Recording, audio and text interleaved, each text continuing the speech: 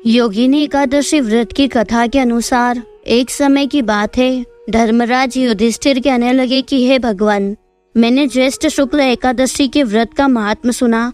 अब कृपया आषाढ़ कृष्ण एकादशी की कथा सुनाइए। इसका क्या नाम है, महात्म क्या है, ये सब बताइए। श्री कृष्ण कहने लगे कि हे राजन, आषाढ़ कृष्ण एकादशी का नाम योगिनी एकादशी है। इसके व्रत से समस्त पाप नष्ट हो जाते हैं। ये इस लोक में भोग तथा परलोक में मुक्ति देने वाली है। ये तीनों लोकों में प्रसिद्ध है।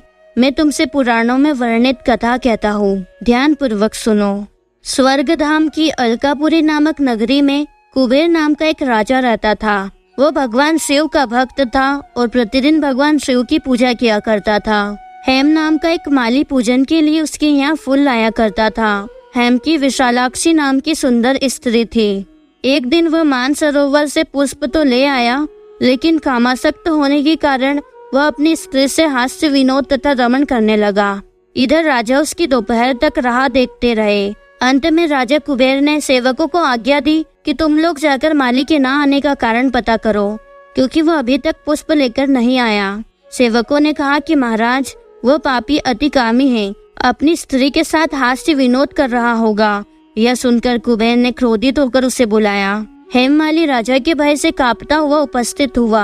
राजा कुबेर ने क्रोध में आकर कहा, अरे पापी, तूने मेरे परम पूजनीय ईश्वरों के ईश्वर भगवान शिव का अनादर किया है। इसलिए मैं तुझे श्राप देता हूँ कि तू स्त्री का वियोग सहेगा और मृत्यु लोक में जाकर कोढ़ी होगा। कुबेर के श्राप से हेममाली का स्वर्ग से पतन हो गया और वह उसी क्षण पृथ्वी पर गिर गया। भूतल पर आते ही उसके शरीर में श्वेत कोढ़ हो गए। उसकी स्त्री भी उसी समय अंतर्ध्यान हो गई। मृत्यु लोक में आकर माली ने महान दुख भोगे।